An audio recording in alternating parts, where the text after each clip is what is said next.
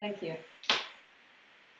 Okay, so thank you, Lidia, for the kind introduction, dear colleagues. It's really a pleasure to open up a new communication channel between us as EUA representatives with all members and with other members of the community. The goal of this webinar is therefore twofold.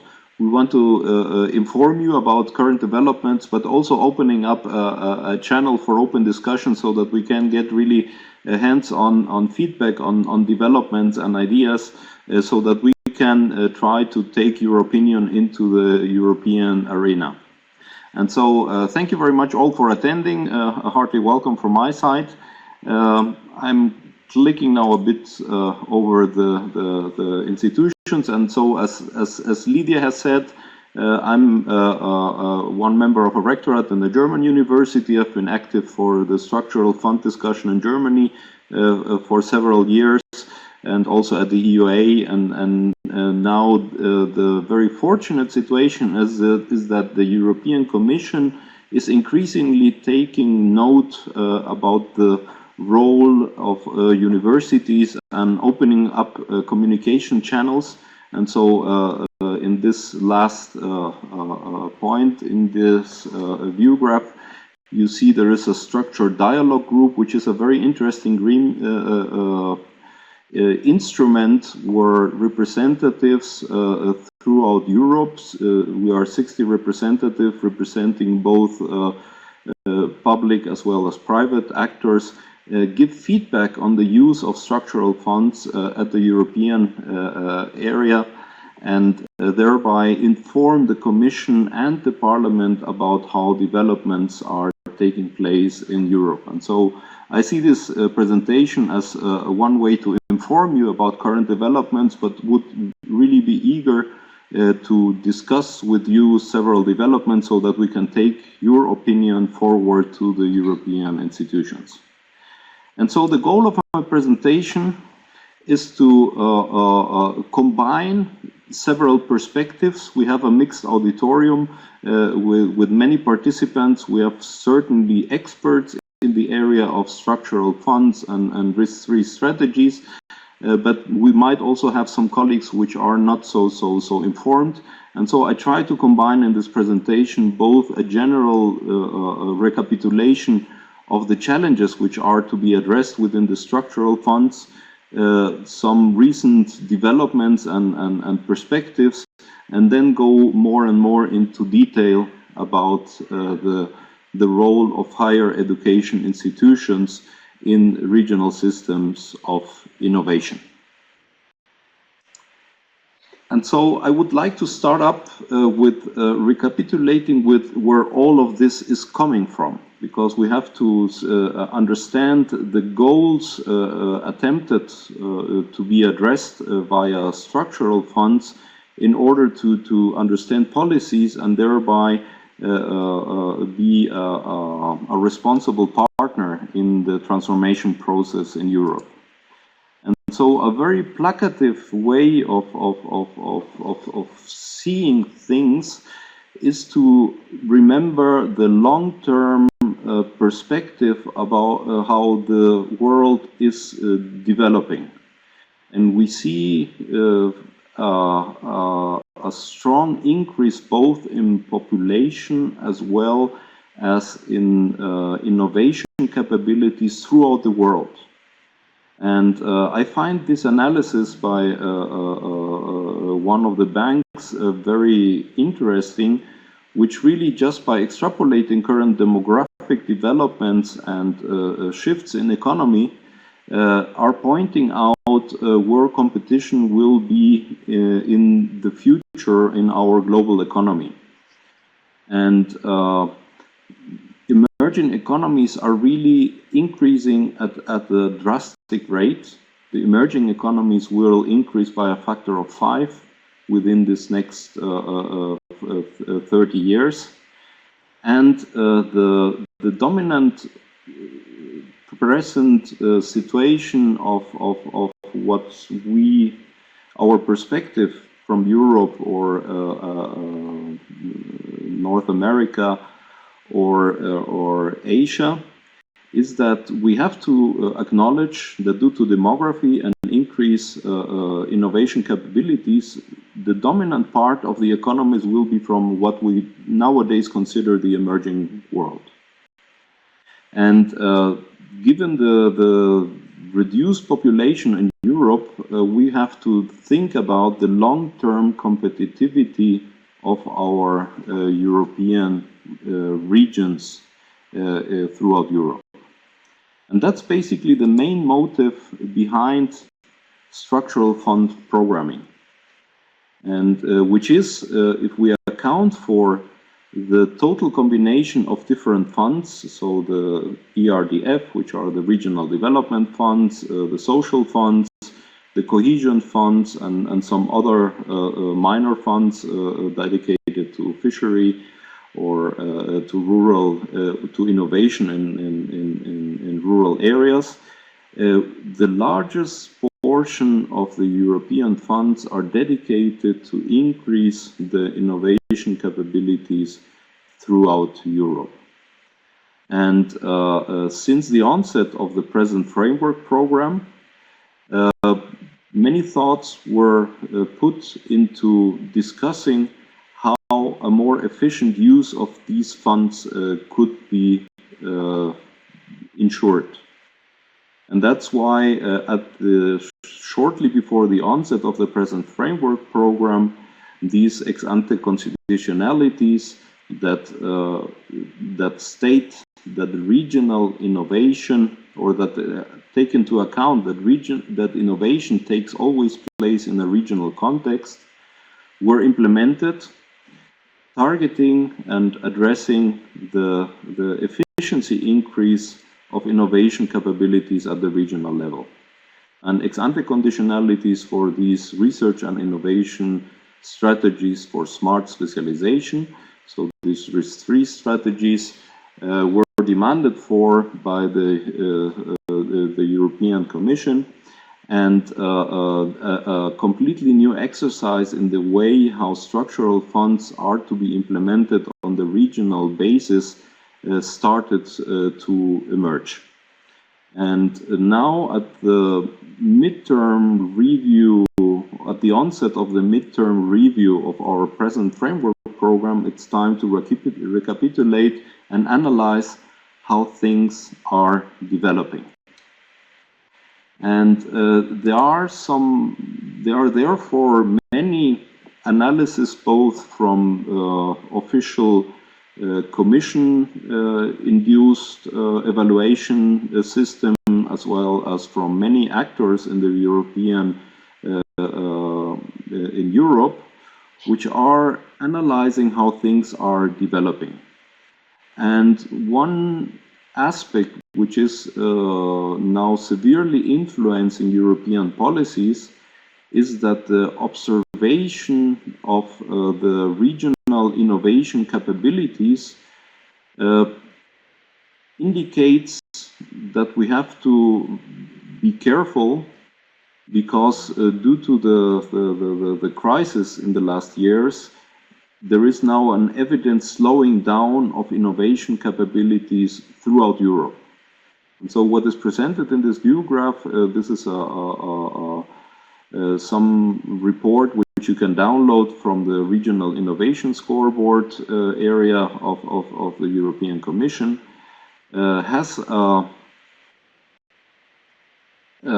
problematic indication, as we see that in the right graph of this figure, that the regional innovation capabilities are decreasing throughout Europe. And so many actors in the European arena are now carefully rethinking how to enhance and get the investment by structural funds to have a better, to lead to better results on the regional area. A further notice, which also is now increasingly being discussed, is that we are observing that despite of the structural funds being preferentially being invested in regions which are not yet as innovative as other regions, we see that regions which have a larger structural fund investment, which are basically the ones with a lower per capita development index, are showing a slower development in comparison to the well-developed regions throughout Europe. And so these are signals which are intensely being discussed in the European area, and which need to be addressed. And so many, at the onset now of the midterm review of the present framework program, a lot is being discussed in how to enhance the impact which structural funds can have on the local area. And so these slowing down of the economy is one big motor of present discussions, and the second aspect is also European cohesion, where we see that in certain areas of Europe, increasing nationalistic movements are questioning the added value of the European research area.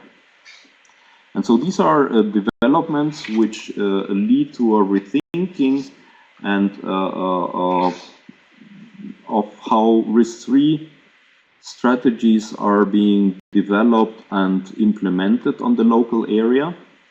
And what started out 4 or 5 years ago as this ex-ante conditionality, where risk-free was thought of just a strategic example or strategic exercise to define a strategy, is now being taken much more seriously and being much more intensely questioned and optimized, both at the European level as well as at the local level. And so the methodological principles of risk-free have been adapted a bit more in the recent past. Still, the main idea behind risk-free is that the enduring commitment of all partners in innovation processes, so both the political side as well as the industrial side as well as the research side, have to be involved in the design and implementation of innovation strategies. This is being increasingly put pressure by the European side on the regional authorities to implement risk-free strategies in this way. A very positive development is that an integrated strategy, including increasingly the perspective and taking into account the human capital, is being implemented, and a short-term vision towards action and results is increasingly being discussed at the policy level. The second problem which we face in the European area, the European dimension, interregional cooperation is being increasingly being put into perspective, and the European Commission is now increasingly asking for risk-free strategies to be a process, not a document which is defined at the onset of a framework program and remains static, but as an incremental and cyclical process which has to dynamically adapt to the changing environment. And so we see efforts on the European side, which, for instance, in terms of the vision towards a more efficient use of European funds, asked for a synergetic use of structural funds and research funds. And these kind of attempts at the European research, at the European level, need to be implemented locally, and we see a very strong, we see a lot of problems in the real implementation of this kind of thinking. What is evident at a level where we are just in an abstract way thinking about how funds are used, these kind of graphs which indicate that structural funds can be both a financing instrument to finance infrastructures which can enable research to take place, as well as at a later stage structural funds to be a funding mechanism to finance transfer of research into innovation. This idealistic way is extremely difficult to be implemented locally, as very different instruments and actors are deciding at each of these stages. And so from the European University Association, we have since long time stated that this idealistic way of looking at a convergent use of funds is not realistically taking place on a broad scale, only in isolated cases. And okay, a last part about this general perspectives to innovation. One has really to be taken into account that the unique situation at each local, regional or city environment needs to be taken into account. An enduring commitment of all stakeholders is necessary to transform regions and induce a higher impact innovation systems, and things need partially time. And so this is like a general introduction to the political arena. I would like to open up the possibility if anyone wants to ask some questions on these general political developments. I don't see any questions. Okay. At the moment. Okay, so I wanted to leave just a few seconds for anyone if we want to start a discussion, but then a very positive development from the perspective of higher education institutions is a change of mind, which I would like to speak about in the next section of this presentation, and that addresses the relevance of the higher education institutions, universities and colleges and all kind of instruments which we have throughout Europe in the European research arena. And basically, historically, this RIS3 strategy started at the onset of the present framework. And at the onset, it was highly debated whether universities would be a capable discussion partner to act as one of the responsible partners in stating these RIS3 strategies.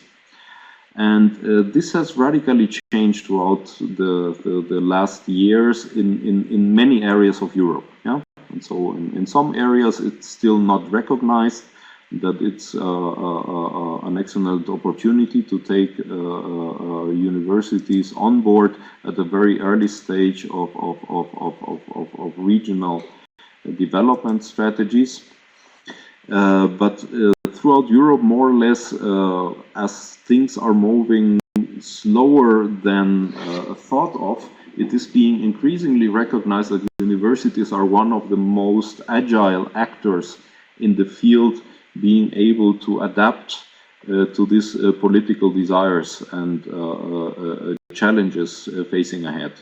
And so many powerful actors, like for instance, this is a view graph by Marco Makula from the Committee of the Regions, now really are putting universities and higher education institutions at the center of such strategies. And so we're really now being perceived and acknowledged as a key partner in innovation processes. And so this changed in the last years, which is very fortunate, because it's increasingly being recognized that the universities and higher education institutions are one of the most flexible, enduring partners in these regional transformation processes.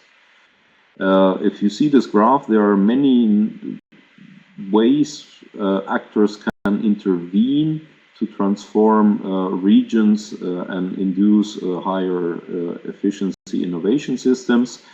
And the human factor is increasing in relevance. And basically the development of regional human resources, both as, not only as qualification, but also as a mobility increase or attraction level for talents, their higher education institutions are the core partner. And in terms of enhancing regional innovation, we are not only one of the partners in the research development process, starting from consultancy services towards research activities, knowledge transfer, and these kind of activities, but we are an especially attractive mechanism which can interconnect all the relevant actors which are needed for such a regional innovation to be efficient. And so in these two areas we have an unchallenged contribution. In terms of promoting an entrepreneurial thinking and business development, I think that our many universities have already taken up this opportunity, but it's not yet widely adopted throughout Europe. And so here are activities which can be enhanced in the universities, and our role at the end is a core mechanism to enhance social equality and widen participation by all actors in the European area and transform regional policies. And we can have nowadays a much more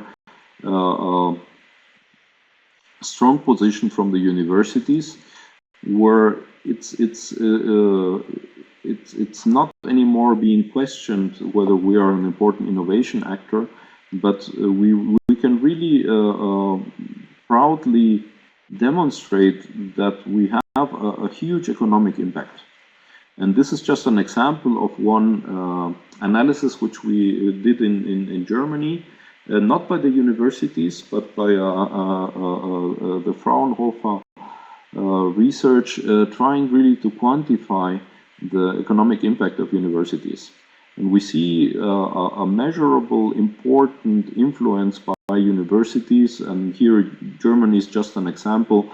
I think in all areas of Europe, similar analysis could be done, and such an analysis is frequently a useful argument to convince the political responsible agents that the participation of universities already at the strategic definition and at the implementation stage is a good idea.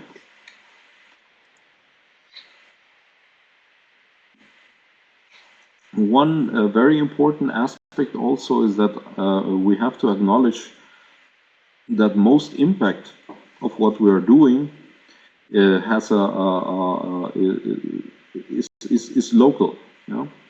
And so the discussion in the risk-free strategies and the conception at the local level is very important in order to build up really or to enhance the competitivity at the local level. And therefore risk-free strategies have to be discussed at the regional level or at the city level with all relevant actors along the well-known quadruple helix type of discussion area.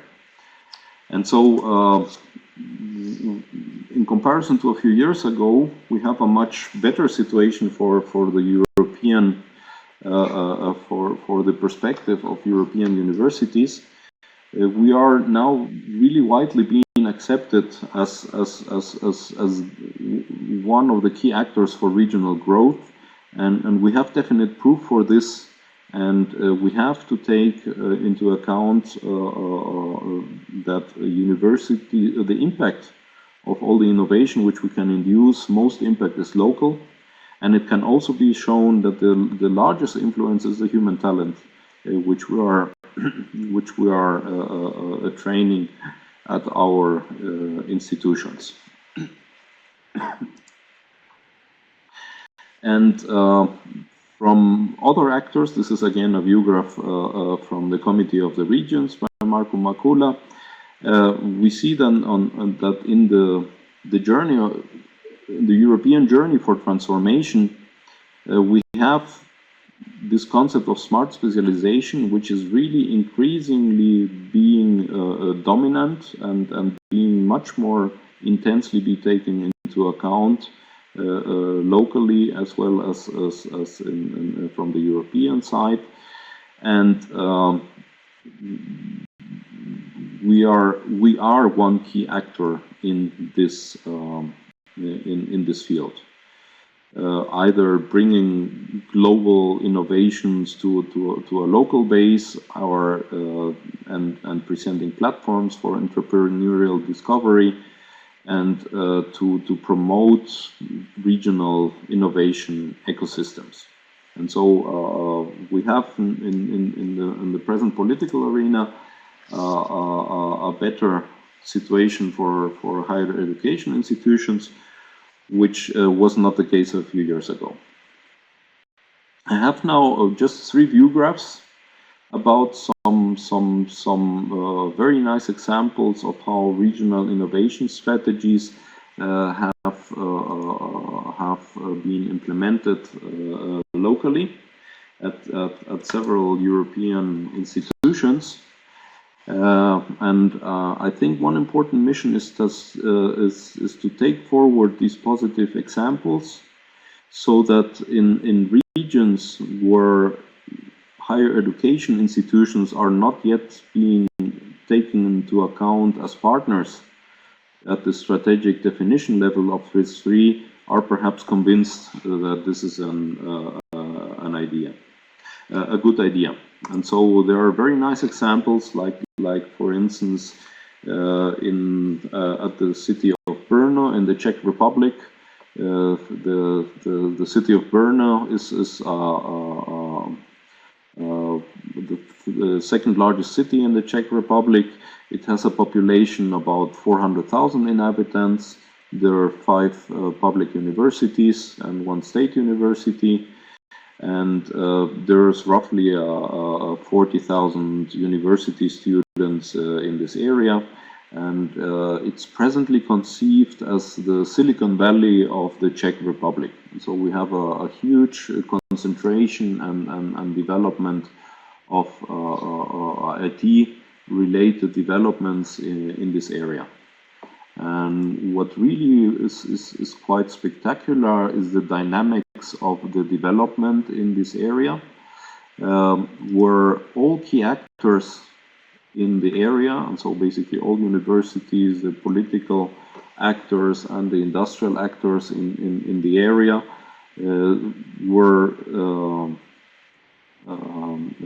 have amply discussed the opportunities for the Brno area, and really have allocated significant amounts of funds for a concentrated approach for regional specialization. And so here the key development is really centered on IT. There are very important actors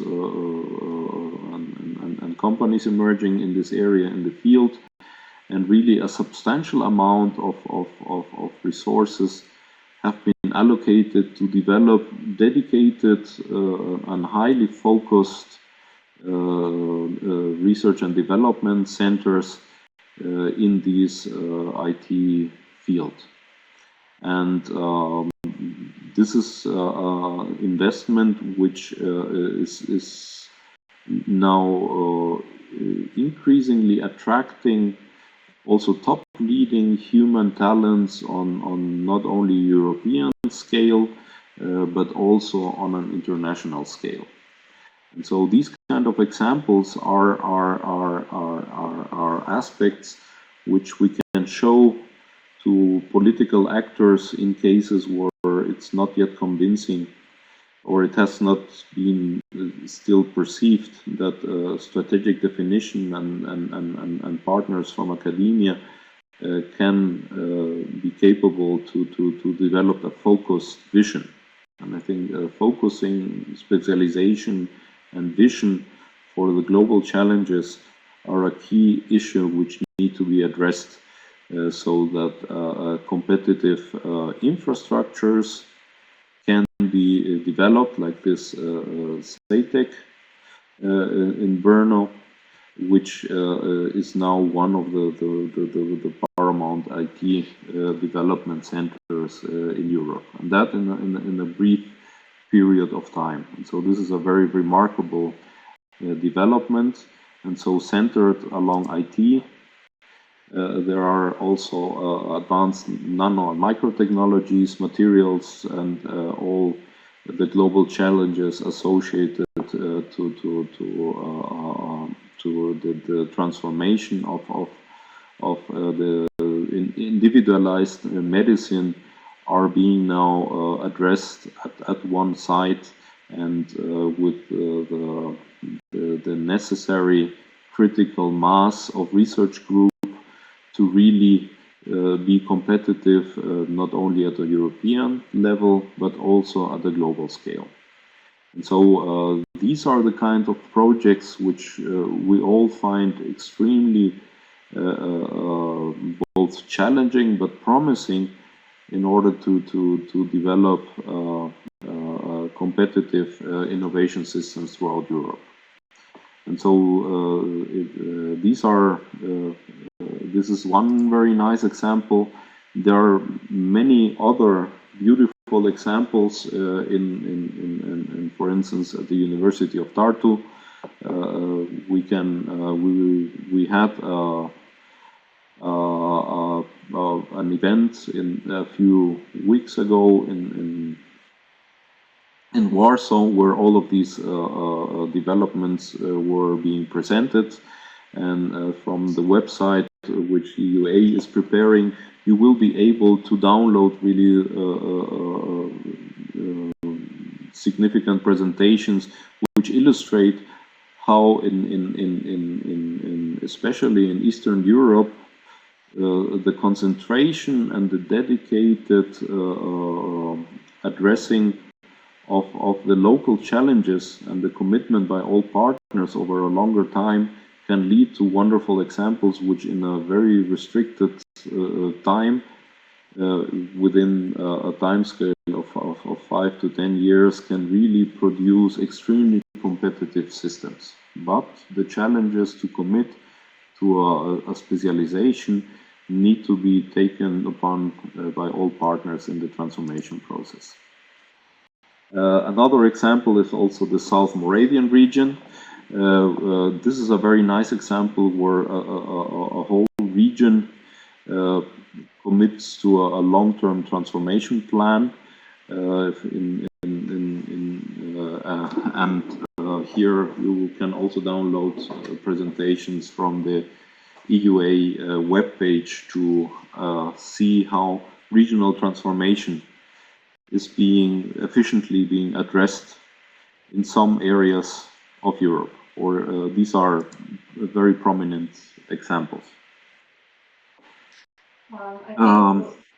We have a question. We have one question, and I would like to make a short break to enable that. And so, Lidia, can you perhaps comment the question? Yes. Before I say the question, I encourage other participants also to put forward their questions. Here is a question by John E. Dear Professor Bolívar, to what extent should universities adapt their research portfolios and teaching in capital letters and teaching curricula to the smart specialization priorities of the regions where they are located? Okay, thank you, John, for the question. In the ideal world, your question would be wrong, because in the ideal world, we as universities would have been a part of the definitory area where the smart specialization strategies would be developed. And so in the ideal world, our own development strategies of universities, of our individual university, we also have all to develop a special profile and specialize, would be part of the local smart specialization strategy, and thereby the conflict which you are indicating would not take place. Yeah? We're all aware that this ideal case is not taking place throughout Europe. Yeah? We still have some regions where the way structural funds are handled are very centralized, and we have top-down distribution mechanisms for these funds and very top-down directed strategies. And so your question in reality, in many areas of Europe, is an extremely valid question. Yeah? And that will come out a bit later. I think we have to be careful. We are, as universities, we are a responsible partner to induce innovation. But in order to be able to allow innovation on the long-term scale, we shouldn't only focus on short-term transferable skills or research products. And many of the smart specialization strategies, due to the pressure after the crisis, tend to have a very short-term outcome expectation. And also not all the members of the universities are capable to fulfill the expectations of such smart specialization strategies. And so it's, as usual, it's not a black and white type of development. I think that universities need to take into account the local research and the local risk-free strategies in their strategic definition. Portions of the university should be able to fulfill the short-term needs of these kind of strategies, but as European University Association, we're also constantly putting into the minds that we still need a certain width in the activities of universities and have to take into account also basic research, as innovation is not always just an evolutionary process. Yeah? If we would all know what the next innovation or the things which can plan are only evolutionary implementations. But in the European research area, the dream about this huge revolutionary new concepts cannot come out of such a linear development process. And so that's why we will always and are constantly remembering and putting also the political actors into perspective that basic research is relevant to ensure long-term innovation capabilities. Basic research is also relevant to enable a revolutionary innovation, and a proper balance is the key mission. Yeah? And so we should take regional strategies into account, be able to see to adapt. We have to develop instances of our universities which can fulfill the expectations of these strategies, but we are also in the responsibility to include the longer-term perspective into our local strategies of our universities. So that's why I would answer to John. Okay, very good. Okay, I see multiple attendees are typing. Okay. Yes. No, this is taking off. Okay, I wait just a few seconds and then I continue.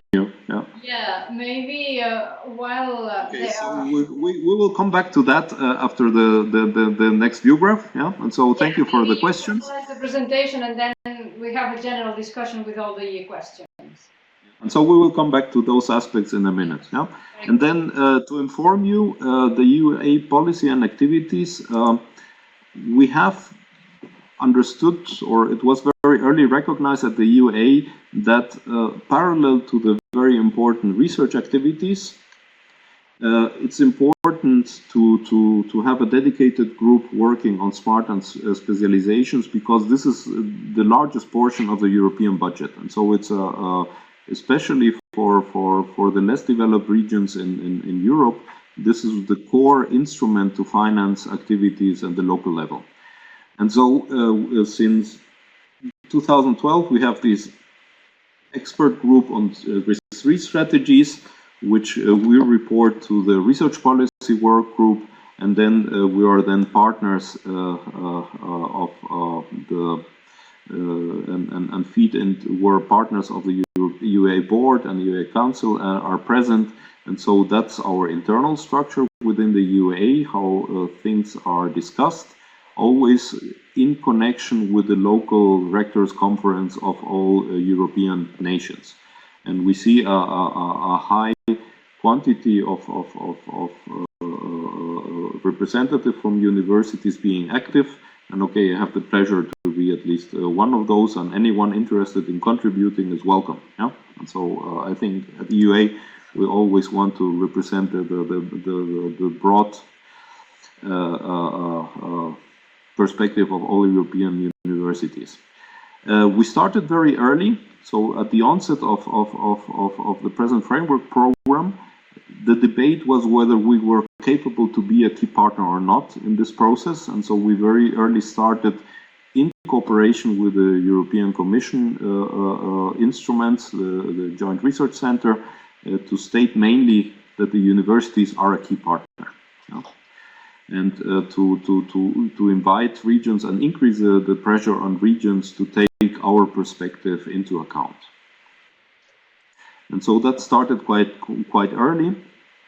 And then since 2014, then we took the notice that we have to show good examples to inspire regions which are still hesitant to take us into account in the strategic definition of regional innovation strategies, to show by good examples and diffuse those how such regional transformation can be induced. And so a very big event took place. That was the first of a series of events. We agreed to do those on a yearly basis. And the first event had a focus on southern Western Europe with a very strong participation by Spain and France. And here the key role of universities was like the main motor. And at that time, so at the end of 2015, one of the key discussion points was also how monitoring instruments are being implemented. And at that time point, it was quite critical that certain regions wanted to develop very primitive measuring instruments to monitor the impact of our activities at universities as a motor of regional innovation. And a positive outcome about this is that it is now perceived in a much more differentiated way also by the European actors, that there is a nice statement which is attributed to Einstein, that not everything which can be counted counts, and not everything that counts can be counted. And so the European Commission, after these kind of input, which we also fed, is now increasingly understanding that it's good to evaluate and quantify developments, but numbers are not the only measure of the appropriateness of these strategies, or more the influence of universities on this scale. And so that was 2015. We developed a set of key messages which are now being published and which you can download from the EUA webpage. 2 weeks ago, then we had a workshop now in Eastern Europe, which especially in some of the Eastern European countries, the value of universities as a partner to take into account in discussions at the same level as the political discussion is not yet recognized. And so being aware of this situation, that in certain countries it's still a very top-down definitory activities in this field, we decided to make a workshop in Eastern Europe and to identify specific challenges and the participation of universities across Europe. And so here many cases were presented with very high political participation, both from the European area as well as from the local host area. And what we are increasingly now putting into the perspective of the European actors is that the human talent is really the fundament of regional innovation. And what was mentioned as homework first is stated here with this statement that systems have to be open and inclusive and have to allow competitive processes to take place. And a very enduring political commitment and engagement in this process is needed to help us transform also not only the regions but also our universities to be more competitive. And so these are some of the key messages which we're placing in the European area. And what was following from the discussion and the point by John, there are many examples which show that innovation results only as a follow-up of research excellence.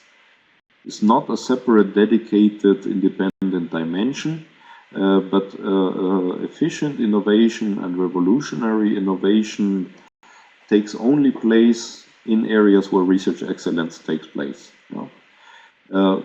Local constraints have to be taken into account, which is then termed qualified excellence. You know? So excellence in the local context needs to be taken into account, but these are not independent dimensions. And so that follows also the point made by John. We have to balance fundamental research orientation and innovation and transfer and entrepreneurial thinking within universities in order to fulfill both short-term and long-term perspectives. And something which came out also of this discussion in Warsaw is that we are all in desperate need to raise public awareness of the added value of European programs. I think many of us, and certainly many in the auditorium, are there the European perspective, and we have to be increasingly effective in informing the public about what is being enabled by Europe, also locally, because it's not frequently understood by the public. You know. And for this purpose, being then aware, fourth last point, that synergy is just a theoretical exercise presently by the European Commission. We really have to rethink how funds are being distributed, and especially funds which were dedicated or thought of initially to be specialized on the use of on showing this European added value, the Cohesion Fund, that needs to be reshaped to address this original mission. And so these kind of messages is what we're presently being taken to the actors. We have a huge support now by the regions, and so the plan is in the next months to place again statements by the universities, and so I would like to finish more or less by this and invite you to give us input on these points, because okay, these are the main messages which now at the intermediate point of the framework program we want to place in the European discussion round to initiate an enhancement and to increase the relevance of our universities. Okay, I'm now trying to, or perhaps Lidia, could you summarize the questions? That can help me a bit. Yeah. Sure, we have received a few more questions. Two from Henning Klarlund. First question is, how should impact and benefits to society best be measured and or assessed? And the follow-up question actually is, what kind of qualitative and or quantitative indicators would you recommend for monitoring these three activities? Okay, good questions. We think that it's valid to look at something like GDP development in a region as a measure of the whole development of a region. Yeah, it's not an appropriate measure to quantify what, for instance, one actor is doing. Yeah, and one actor can be the universities, or one actor can be the industrial actor, because we're all claiming that the combination of all is needed for innovation to take place. And so the development of regions can be monitored by these simple quantitative parameters.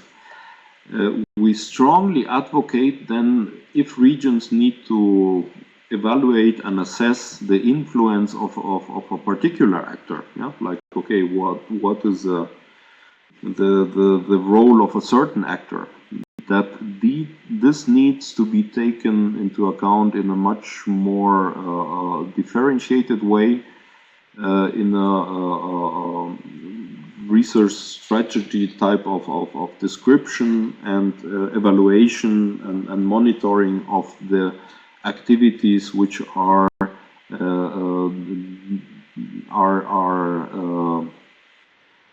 described by an individual actor, because other simple measures are absolutely artificial. Yeah, what is very it's very popular to measure, for instance, patents, the number of patents coming out. But this is a number which has very little to do with true innovation, and it's not a fair comparison value to compare one region to another, because patenting strategies in different areas are very different. There are, for instance, engineering activities where process know-how is just kept within institutions and no patents are filed, although a very competitive innovation takes place. There are other areas like medicine where huge patents are being done. And so we have strongly to advocate for less numeric parameters and a long-term perspective, and more individual assessment of strategies and peer review type of qualification of strategies. Another question was posed by Queenie Lam, and it says, very often universities in regions are slow to change and do not have a lot of resources and capacity to change. So how can they lead innovation in the region? Universities are multi-actor instances, no? And so to motivate universities to be more active in this field, always a good motor is the capability to build up, for instance, large-scale competitive infrastructures. Yeah? And so I think that open competition and the promise then to allow for significant investment in research and innovation infrastructures, or also enough budget to develop a profile, is always a good motor, with a very careful and open evaluation system. Ideally with an international review panels. Yeah? And so competition is a very strong cleaning mechanism to be sure of the quality of ideas. Yeah? And peer review is the only way to allow a differentiated analysis of the individual strategies. And okay, the motor is always also financing of large infrastructures, which for instance, this example of the Brno University, such an infrastructure would be an evident motive for any university to start the very painful internal transformation processes needed to focus on certain areas.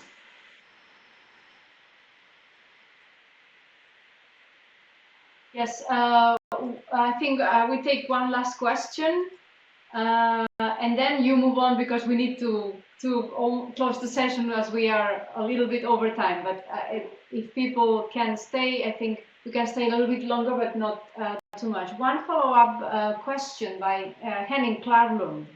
So he said, so narratives would in the future have a greater influence when raising the public awareness and participatory RIS3 activities take place. How best to communicate the options for this to the public? I think we need a fair reporting of where funds come from, which is in many cases not taking place. We need to make beautiful, showable projects, which can be the development of new industries, of parks, of investment in a dedicated activity at a university, in investment in human capital, and then communicate this much more intensely to the public. And so I think it is a responsibility for us as universities to do more of that. As researchers, we frequently forget to do this, but I think a soft pressure from the funding agencies, plus discussion and understanding locally that it is crucial to keep Europe together.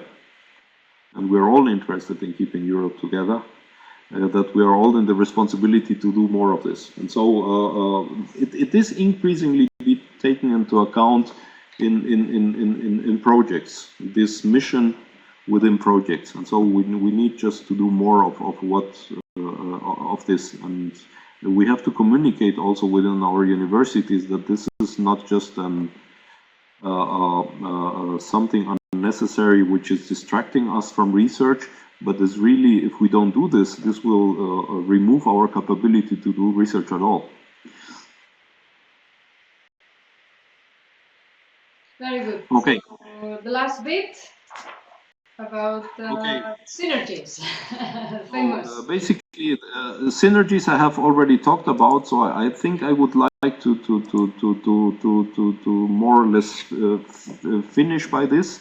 There are many things around the synergy discussion which really it is not working, and so that's why the EUA is gathering feedback on this topic, to have also evidence to put this forward to the European Commission. And so please help us if we want feedback from you in this kind of questionnaires. This is important in order to show to the Commission that opinions taken by the European University Association to the Commission instrumentarium is really the response of a broadly reflects what the universities in Europe think about these developments.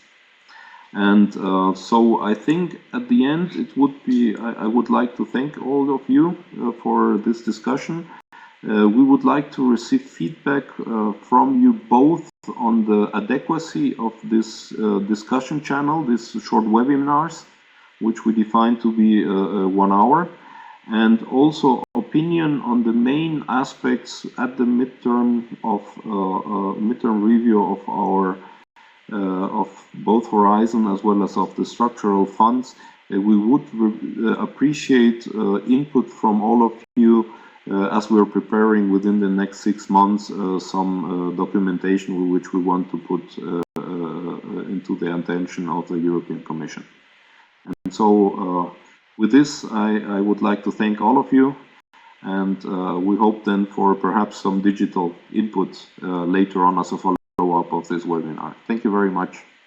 Thank you, Peter. Thank you very much for your participation. Some people are typing, so we will wait for a few more seconds.